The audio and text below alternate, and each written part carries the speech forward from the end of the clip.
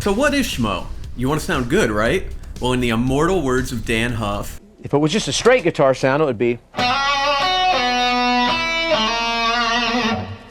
you know, kind of so. Anyway, to go along with what's on the track, I decided to put a little schmo on it. Schmo is just slang for all the big, over-the-top 80s wet effects. To me, they most specifically refer to modulation, and they're often rack gear, often mixed in 100% wet after the cabinet, and often in stereo. Right now, we are going to figure out what kind of schmo you might want to get into, and what options you have out there for plugins, pedals, and even the real thing. We're going to talk about these 4 icons of schmo using affordable plugins for the examples: Trichorus, Dimension, SPX90, and Eventide Pitch Detune, plus a bonus 5th type that you might find extra useful. So thank you for stopping by again. I hope you liked that example song I wrote. Let me know what you think down in the comments. I thought it was a lot of fun. We are going to right now discuss how I utilized each style of rack gear in the song, play some iconic modulation riffs, and show what they sound like with each of these 4 types on them, give you my thoughts on each, how I would use them, and how I think they stack up to the real thing. Schmo, schmo, schmo, schmo. Alright, the Big Daddy, Trichorus. The more famous the session guitarist who played on a song in the 80s or 90s is, the more likely it's going to be Trichorus on the clean parts. It's often used for solos as well. The original is a rack unit called Dytronics, and today we're using the Eventide Tri Chorus plugin for this. Just think Michael Landau. You're going to see that a core principle of many of these is eliminating some of the movement from a normal chorus sound that the LFO makes. And what a Trichorus does is it makes that LFO extra hard for our ears to pin down due to there being 3 separate ones. I use this on the clean intro with my James Tyler Studio Elite HD with the pickup set to parallel and the Demeter active preamp on.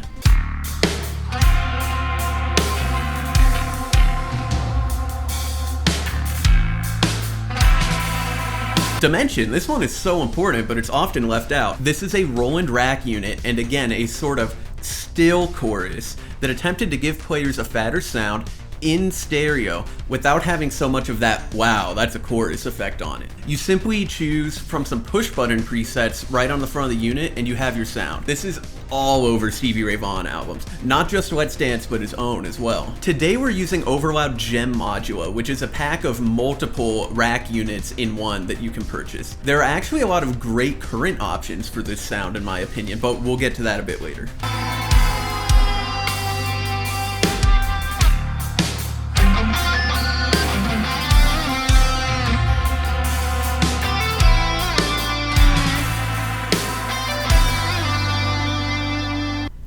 Zakk Wylde. That's what you need to know about the Yamaha SPX90, specifically the Symphonic setting. While Zakk switched pretty quickly to Boss pedal chorus, the SPX90 Symphonic is the sound of those early Zakk Ozzy albums. This is not one of these still choruses we've been talking about. It is super swooshy like a flanger, it's very in your face, but it also has a bit of a pitch thing going on as well. It's definitely a combination of big swirly sounds that make you go, whoa. We are also using Gem Modula for this today.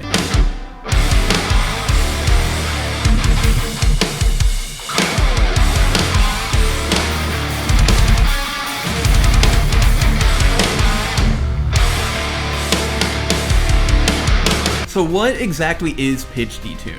This originates from the H3000. This is the logical conclusion of still chorus to me, just modulating pitch and panning it out. The magic is that it's not super perfect because this was very early tech. So you also get a little bit of delay, a little bit of limiting of the EQ spectrum, a little bit of grit, so it's this pure, simple effect, but it also has that character. This is all over everything. Not just 80s music, not just guitar, but everywhere. You can hear Eddie use this more and more over time until he was completely drowning in it. In the best way possible. Early on, he was driving with a record executive after Van Halen 1 came out, and one of his songs came on the radio.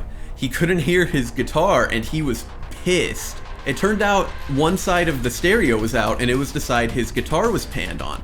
They hard panned his guitar in the plate reverb on Van Halen 1 to opposite sides. Ever since then, he started experimenting to make his guitar better heard in the studio. I think by Diver Down, he was also using chorus pedals for a while. But definitely by 1984, you could hear this exact Eventide pitch detune effect on there. And by the time you hit 5150, all the way through to balance, it is a core part of his sound. Today, we are using Soundtoys Microshift, which is phenomenal.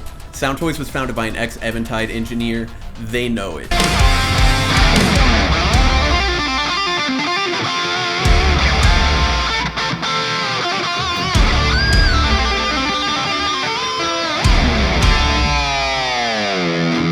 Schmo, schmo, schmo, schmo.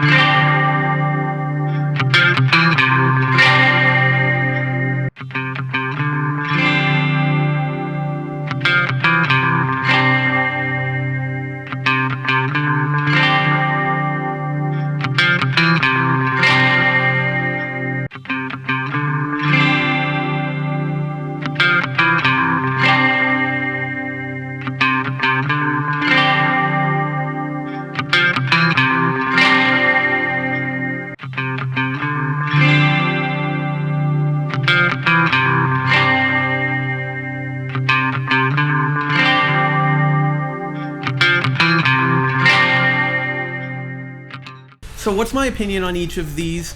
Where would I be inclined to use them? And what options are there for you right now? I think Tri Chorus is the sound, and you know if you want it or not.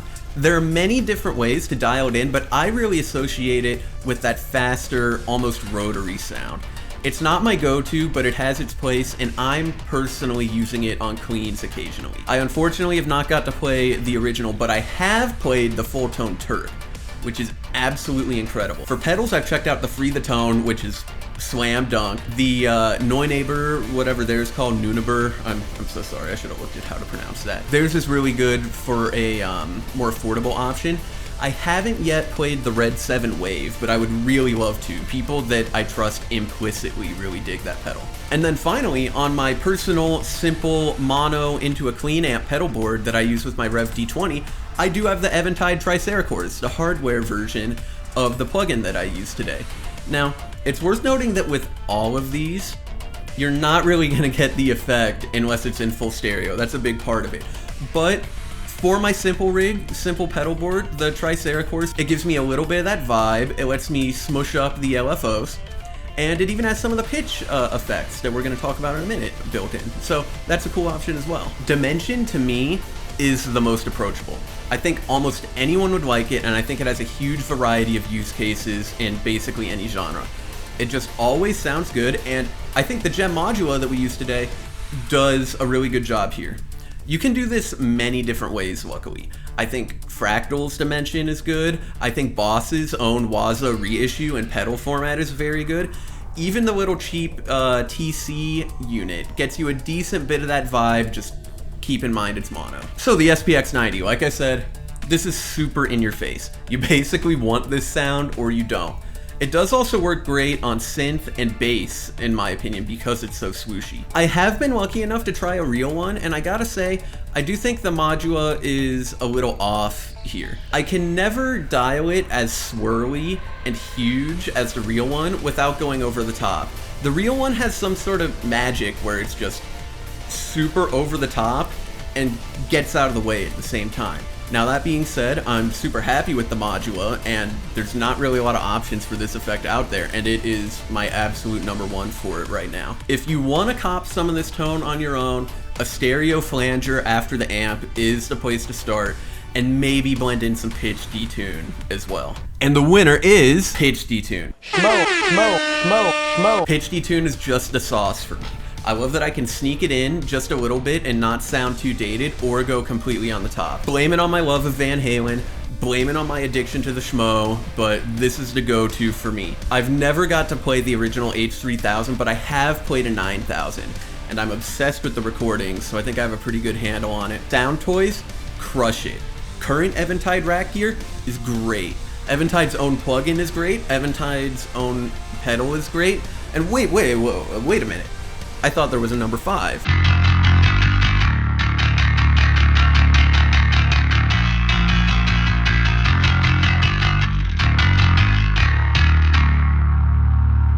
Look through the gear you already have and see if you can just do pitch detune with it. You need to be able to detune by sense and then pan it out to the left and right. You can do this in fractal, in helix. I'm doing it with Valhalla delay because it has a pitch setting. I do this on bass because it has this stereo field knob where I can only spread it out just 10 to 20% instead of full stereo to make that rock solid bass the foundation of my mix, but just slightly wider and without a ton of swoosh, just the pitch. Modulation can sound sick on bass. SPX90 is all over Nevermind. So I would bet if you're a guy or girl with a hardware modeler, with some plugins, with a delay pedal, like, there's a really decent chance that you could already try this out for free right now. Thank you so much, as always, for hanging out. Let me know which one you're most interested in now after this video down in the comments, or which one you already used. Do you have any cool stories? Do you have some of the original rack gear? Were you playing back then? Let me know. I'll see you next time. Have fun with your guitar, and peace.